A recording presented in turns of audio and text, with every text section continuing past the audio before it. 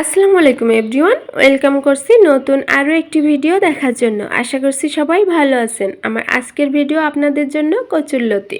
কচুরলতি তো আপনারা বিভিন্নভাবে রান্না করে থাকেন, তবে আমি গ্যারান্টি দিয়ে বলছি এইভাবে করে রান্না করলে কচুরলতির স্বাদটা বহুগুণে বেড়ে যাবে আর সবাই খুব পছন্দ করে খেয়ে নেবে। তো আশা করছি ভালো লাগবে আমার আজকের ভিডিও।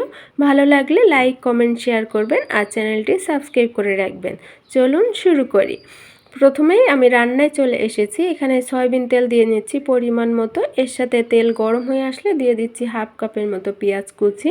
পেঁয়াজটা একটু নরম হয়ে আসলে এখানে আমি চিংড়ি মাছ দিয়ে নিব পরিমাণ মতো। এই পর্যায়ে চিংড়ি মাছটা দেওয়ার একটাই কারণ, এখানে চিংড়ি মাছটা খুব ভালোভাবে ভাজা হয়ে যাবে আর সেই সাথে কষানোটাও হয়ে যাবে। এজন্য এখানে আমি এই পর্যায়ে চিংড়ি মাছটা দিয়ে নিয়েছি। আপনারা চাইলে চিংড়ি মাছটা আলাদাভাবে ভেজেও নিতে পারবেন বা সরাসরি দিয়ে দিতে পারবেন। এখানে দিয়ে দিয়েছি এখন আদা রসুন বাটা 1 চা চামচ করে দিয়ে খুব ভালোভাবে এই মশলাটি কষিয়ে নিচ্ছি। এখন এখানে ঝালের জন্য দিয়ে দিচ্ছি শুকনো মরিচ বেটে নিয়েছি, এখানে আমার পরিমাণ মতো দিয়ে নিয়েছি। আপনারা এখানে শুকনো মরিচের গুঁড়াটা দিয়ে নেবেন আর অবশ্যই এখানে ঝালটা আপনাদের পছন্দ মতো দিতে পারবেন।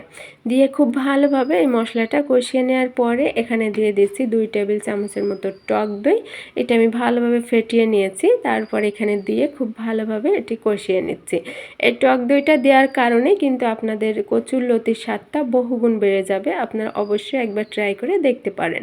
এখন এখানে দিয়ে দিচ্ছি স্বাদমতো লবণ আর সাথে দিয়ে দিব হলুদের গুঁড়া 1 চা চামচ দিয়ে খুব ভালোভাবে এই লবণ হলুদটা মশলার সাথে কষিয়ে নেব। তার আগে এখানে দিয়ে দিচ্ছি হাফ চা চামচ জিরার গুঁড়া দিয়ে খুব ভালোভাবে এই মশলাটি কষিয়ে নিচ্ছি।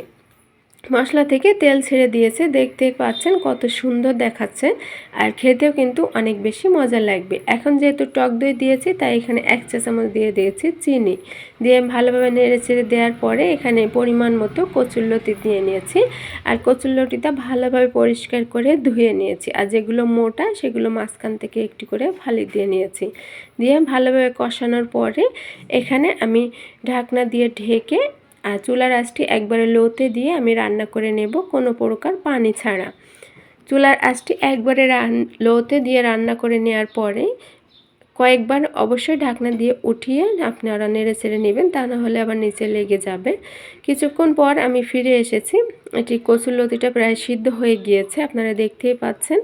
আর এই পর্যায়ে কিন্তু এটি আমি চুলা থেকে নামিয়ে নেব। এটা আমার ফাইনালি রান্না হয়ে গিয়েছে। আমি অফ ক্যামেরায় কয়েকবার আমি নেড়ে চেড়ে দিয়ে নিয়েছিলাম একবারে চুলার আঁচটি লোতে রেখে। এখন এটি আমি ফাইনালি চুলা থেকে নামিয়ে পরিবেশন করে নিব। তো ভিউয়ার্স, আশা করছি ভালো লেগেছে। ভালো লাগলে আমার চ্যানেলটি সাবস্ক্রাইব করে রাখবেন আর যারা ফেসবুক থেকে দেখছেন আমার পেজটিকে ফলো দিবেন। আজকে এই পর্যন্তই, সবাই ভালো থাকেন। আল্লাহ হাফেজ।